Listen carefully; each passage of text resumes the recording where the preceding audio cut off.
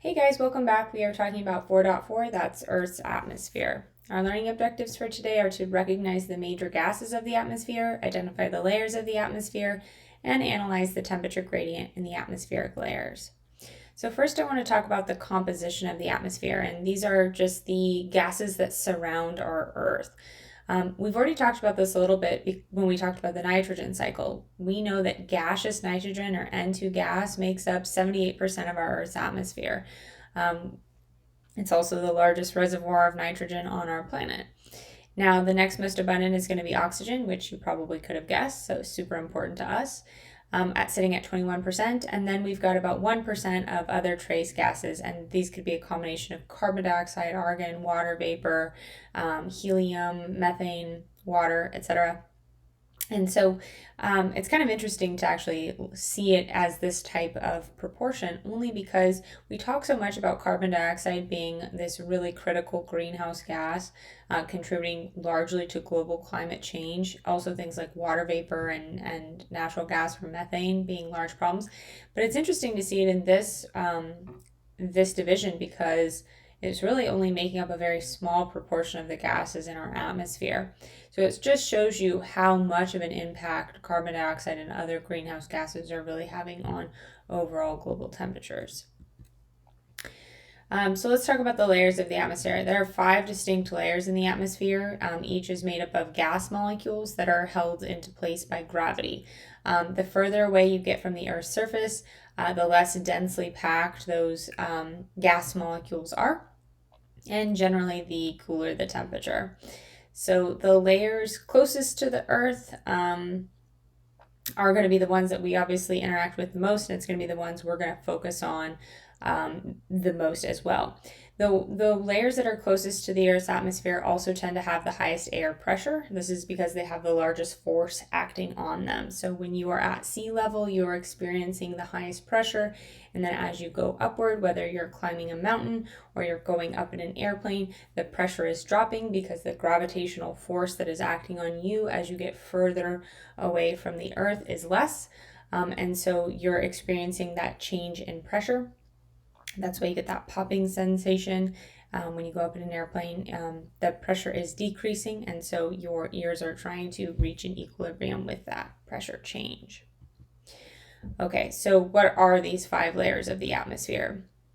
The one, or I guess the 2 or maybe 3 that we'll talk about the most are the troposphere and the stratosphere.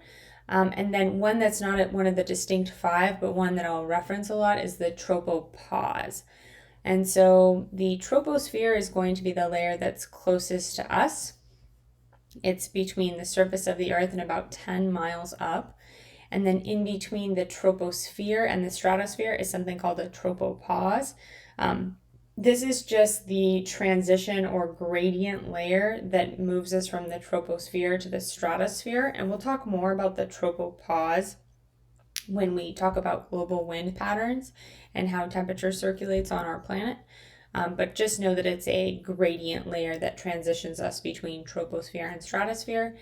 And then our stratosphere is going to be anywhere from 10 to 31 miles above the surface. We care a lot about the stratosphere because it's the layer that contains ozone. And so we'll talk about that a lot as well. Then we have the mesosphere, which is anywhere from 31 to 53 miles above the Earth's surface. The thermosphere, which is the largest one, anywhere from 53 to 372 miles. And then the exosphere, which is our topmost layer, is greater than 372 miles from the Earth's surface. Now, something that I want you to take note of as you look at this image. So the red line is representative of temperature. So you can see here 0 degrees Celsius. This is an increase in temperature, and this is a decrease. As we go higher up in the troposphere, remember the troposphere is the layer that we interact with, the higher up you go, the cooler the temperatures. You've probably experienced this. If you are going for a hike, the bottom of the mountain will be relatively warm, and then as you get closer to the top of that mountain, depending on how high it is, the temperature will start to cool. So you'll definitely experience cooler temperatures the higher up you go. Now, what's interesting though is as you go to into the stratosphere, you see the opposite. The higher up you go, the warmer the temperature gets. This is a really interesting phenomena, and it really has to do with relative density of this layer and the amount of pressure that's being exerted. And so we're going to talk about that here in a minute when we get over to our stratosphere slide.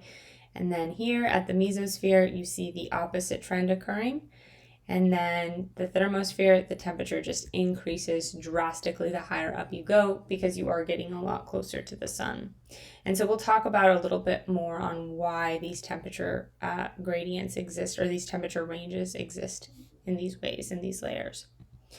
So let's talk about the troposphere. So again, this is the layer that we interact with the most. It's going to be the densest layer of the atmosphere. It's going to be the one that has the most gravitational force being applied to it. It has the highest concentrations of nitrogen, oxygen, and water vapor, and it's where all weather occurs. So if we're experiencing rainfall or snow or hail, whatever it is, lightning storm, that is only happening in the troposphere. If you go above the troposphere, that doesn't exist. That rainstorm isn't happening. So all weather happens just in this layer. The higher up you go in the troposphere, the temperature decreases, and this is, as we said, due to a decrease in the density of air. The actual air molecules are further apart, which leads to cooler temperatures. Now, the stratosphere has the opposite trend. The higher up we go, the warmer it gets. So this layer is less dense than the troposphere, just like every layer will be as we move up higher. This is the layer where the ozone is located, or O3. Now, you've probably heard of the ozone layer before. You've probably heard about holes in the ozone or things like that. The ozone's really important to us. It absorbs a lot of UV radiation. So UV radiation is incredibly damaging to living things, to most biological matter. UVB and UVC are the most damaging, and lucky for us, the ozone layer pretty much absorbs all UVC radiation and most UVB radiation. So of those types of ultraviolet radiation that are damaging, the two that are the most damaging are the ones that our ozone layer does a really great job of absorbing for us. Now UVA obviously still makes its way through, and some UVB, and that's going to be the one that gives you the sunburn if you're out in the sun for too long. So upper layers of the stratosphere absorb UV radiation and convert it into infraradiation, or heat, which is why those upper layers of the stratosphere tend to be warmer than the lower layers, and why we see that reverse trend from what we saw in the troposphere, where the higher up we go, the temperature is warmer. So as a result of that, you see this sort of inverse relationship with temperature. Temperature increases as you move up through the stratosphere. The next one is the mesosphere.